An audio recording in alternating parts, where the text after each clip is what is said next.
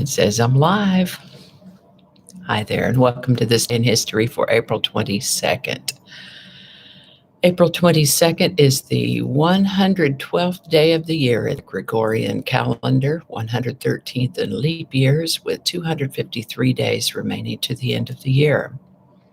Hope you can hear me. I hope you can hear me. Alrighty, today's word is helmet. Helmet is a noun that has several related meanings, all related to a form of a protective head covering. Helmets might be worn by soldiers, firefighters, divers, cyclists, bicyclists, motorcyclists. Helmet can also refer to a medieval armor for the head, or in sport or fencing, the helmet can be the protective device for the head and face, consisting of reinforced wire mesh. Helmet can actually refer to anything resembling a helmet in form or position. Helmets of various sources have been around for thousands of years, with some amazingly intact examples from 1600 BC and before. While helmets themselves have been around for a very long time, they may have been called something else back in the BC days. As we think the word helmet comes from Middle English, sometime in the 1400s, and Old French before that. Helmet. I'd like to take a moment to mention that links to my sources are in the show notes and ask you to go ahead and click that like button. Consider subscribing if you haven't already, and let me know your thoughts in the comments section. Remember that you can share this video with others with the link in your email, messaging, or social media. There's also a link in the show notes to my This Day in History playlist, where you can see all of them if you want to. I'll also put a link up in the iCards there once the live is done and we go to replay. Good morning. I want to take another moment to say that there is an episode from last year, which I will also link in the corner there. And if I have an episode from last year, I watch that when I'm getting ready for this one. Sometimes I use them and rework them. But there were a couple of other things going on last year that seemed notable today. Sometimes if I'm recording them, I'll record them the day before and edit them, and that always feels like it takes forever. It's a lot of fun to do, but anyway, that's how that works. Recorded the day before and edited. So in last year's episode, I had recorded the afternoon before, and they were experiencing quite an episode of severe weather across the country, tornadoes up in Oklahoma and moving east. Fortunately, no tornadoes today, at least as far as I've heard. Just a crazy little cold snap over a large portion of the United States. The other thing was that on this day last year, I was very excited to note that we were getting close to 100 subscribers. And as I logged into YouTube this morning to get ready to do this live episode, I noticed that we've grown to 470 subscribers. Wow, that's more than one a day. I'm so excited about that. Oh my goodness. Thank you all so much. As we run up onto the 500 count, I have an idea about a special edition. When we hit 500, that would be an extra edition, not in place of the daily day in history. So at this rate, we'll be there before you know it. Meanwhile, let's go ahead and talk about what happened on April 22nd throughout history, beginning with the year of 6 emperors. Emperor Maximus Thrax was what is known as a barracks emperor. That means that he had had a prominent position in the army, in the Roman army, And he used that position to seize the position of emperor when the previous emperor, Marcus Aurelius Severus Alexander, Severus or Severus, Severus, Severus Alexander, was assassinated. The rule of Maximinus, I mispronounced it earlier, and I may be mispronouncing it now. Maximinus Thrax marks the beginning of a period known as the crisis of the 3rd century, during which there were about 14 barracks emperors over the course of about 33 years. There was a lot of social instability associated with that, civil war, insurrection. This crisis of the 3rd century almost destroyed the Roman Empire.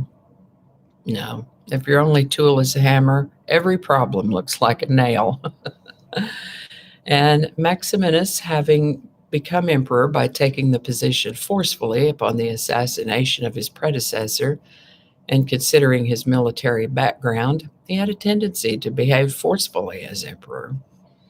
He used a practice called proscription, which at the time was likely to include the public identification and official condemnation of declared enemies of state. Kind of sounds like the current day doxing that I've heard of. Proscription in ancient Rome may also have included banishment, condemnation to death, along with confiscation of property. So it was pretty harsh practice. Thank goodness the Roman Senate disapproved of Maximinus Thrax's harsh and bloody ways and declared him a public enemy.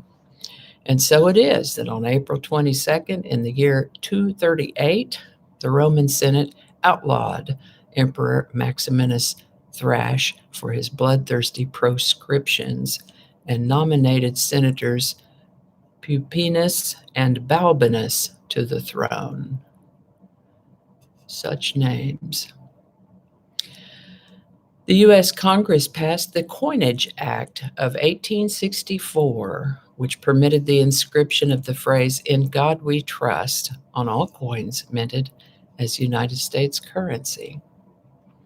This is the birthday of Vladimir Lenin, born April 22nd, 1870. He was the founder of Soviet Russia and died at the age of 53 from a stroke. I think he didn't age well because when I look at pictures of him, he looks a good bit older than being in his 50s. Well, the Oklahoma Land Run on April 22nd, 1889 at noon, thousands rushed to claim land in the land rush of 1889. Within hours, the cities of Oklahoma City and Guthrie were formed with populations of at least 10,000. Oklahoma City and Guthrie sprang up overnight. There were some people that knew this was going to happen, and they kind of snuck out onto the land, and they would stake their claim. They'd stick a flag in the ground. This is where I'm going to be. They stake their claim, and then they'd had to go report it. And the people that did that before it was allowed, they went sooner than everyone else, so they were called Sooners.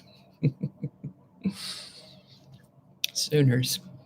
That's where the name Sooners comes from, people who snuck out ahead of time and stuck their flags in the ground and staked their claims before everybody else got a chance. Not the most honest thing, but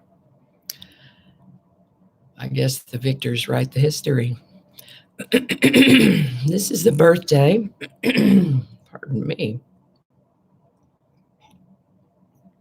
Let's see if we can do a little better now. This is the birthday of J. Robert Oppenheimer, born April 22nd, 1904.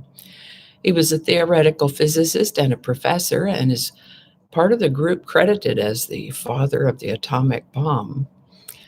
I think that might be an honor that he lived to regret, because later on he tried to discourage people from using atomic energy.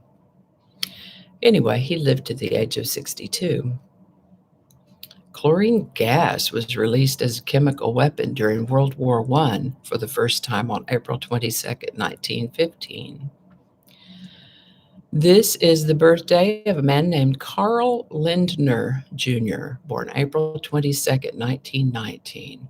He was an American businessman and billionaire. He got his start in the family's dairy business, helping expand it into a chain of convenience stores called United Dairy Farmers. We've actually seen some of these when we've been traveling between Texas and New York, United Dairy Farmers, and it looks like they're still a thing. You'll find them in Ohio, Kentucky, and Indiana. Anyway, they had a dairy farm and they opened these stores. And later on, Mr. Lindner and his sons uh, somehow came to control a significant portion of an insurance and investments holding company called American Financial Group. Mr. Lindner was a devout man of faith and quite the philanthropist. Carl Lindner Jr. lived to the age of 92. Earth Day was celebrated for the first time on April 22nd, 1970. Optical fiber was used to carry live telephone traffic for the first time on April 22nd, 1977. And Jake and Elwood, the Blues Brothers, made their world premiere on Saturday Night Live on April 22nd, 1978. And that is all I have for you today. I hope you learned some things you didn't know before. I know I sure did. Always do. As always, links to my sources are included in the show notes. There are some other things that I mentioned in last year's episode, and again, I'll put a link to that up in the corner once the live is done and we go to replay. Thanks for watching. Don't forget to hit that thumbs up button. Let's see what else. Alrighty, I guess that's it. Thank you so much for watching. Now we're going to look for that thank you very much button. And have a beautiful day, y'all. Have a beautiful day. And thank you so much. And I'll see you next time.